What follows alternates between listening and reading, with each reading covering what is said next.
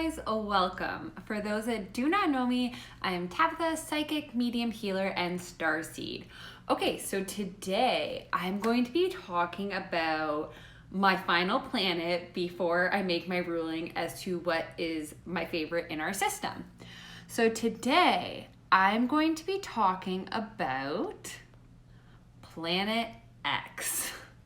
Okay, so what can I tell you about Planet X? Well, I can only tell you so much because of what NASA says at this point in time. But this is what I'll start with. First of all, Planet X actually has several names. It is also referred to as Planet 9. It is also referred to as Planet X, and X can sometimes stand for unknown. In Roman numerals, it's actually number 10. But most importantly, this planet is actually referred to galactically as Nibiru. So I'm not going to get into the Anunnaki today. I will save that for my extraterrestrial series, which will be later on this week. I will cover those specific starseeds. But anyways, today I want to talk a little bit about this planet.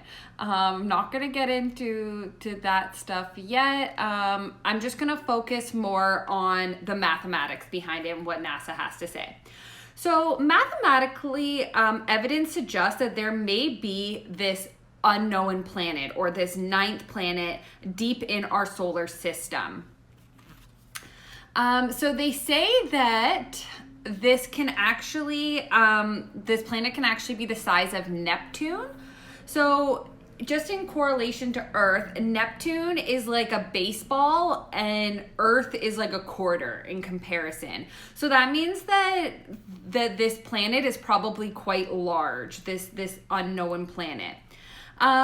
Neptune's distance from the sun is 4.4762 billion kilometers, and they think that this planet could possibly be another 2.8 million kilometers from Neptune. So that's really, really, really far from the sun. So having said that, they also say that the mass could be 10 times that of Earth. It also has elongated orbits around the sun that take about 10,000 to 20,000 Earth years to make one full orbit around the sun. So this is also partially why we don't have a lot of data on it as well. And the fact that it is so far that we can only mathematically predict it at this time. But I will say that we have found planets mathematically before, so this is not impossible. So this mathematical prediction can also explain unique orbits of some of the smaller objects in the Kuiper belt. So that's like a distant region that is icy. There's lots of debris there. This extends beyond Neptune now, okay? So like everything I'm talking about is beyond, technically almost, in a sense, I guess, a gateway to our solar system, but not really, because our solar system could go on for a really long time depending on how far we can advance and find these planets. I'm going to try not to channel, though, and just stick to the facts. So astronomers have provided research that contains evidence of this giant planet beyond. It is mostly computer simulated and made with math, but like I said, galactically, this planet already exists. It's Nibiru. So Nibiru, however you want to pronounce it. And like I said, it is connected to the Anunnaki. So I'll tell you a little bit about what I know about this planet, and I'm not going to go into huge depth, but I am just going to tell you a few things that I observed from my research and all of the data I've collected. So this planet's magnetic force will literally hurtle anything that comes around it into space. Also, 222 is coming through really strong in this video. So I just need to let everyone know that angels are nearby, and 222 may have an additional meaning for you. So please look that up on Google. Thank you. Okay, so this planet has this incredible magnetic force field.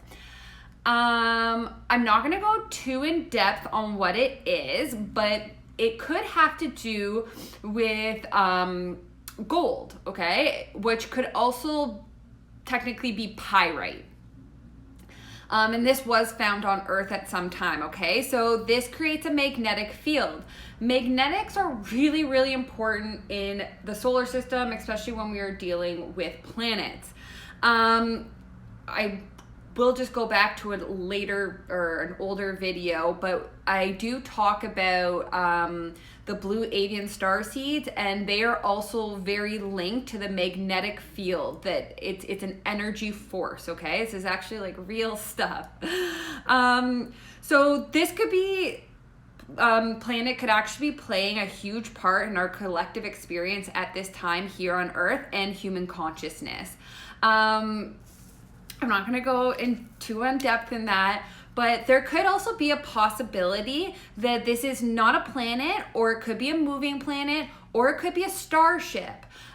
We've actually, we sometimes think things are a planet and then later find out that they could have been some sort of starship. So they also want me to make mention of the Tabby star, so Tabby star. This star has actually been extremely fascinating for astronomers, maybe because it has some similarities to Planet X. They have a lot of irregularities, okay? So this makes people believe that they could be ruled by extraterrestrial beings, okay? Because sometimes they dim and they seem like they disappear. They have these weird ways which they move around. Elongated is coming through a lot, but these are just some of the additional facts that I have found while doing my research on Planet X. So it's still up for debate, clearly. I really like this planet. I think it's extremely fascinating. So that's all I have for you guys today on Planet X. But oh yeah, they just wanted me to like also make mention that Pluto technically would have been the 9th planet, which would have made Planet X the 10th planet, which I think correlates with the number 10 in Roman numerology. Also too, like X is like the unknown. It could be the portal beyond our solar system into universes and such. Okay, thank you. Thank you so much, guys, for joining, and I will be back with my Anunnaki information later on this week. Okay, guys, love you. Bye.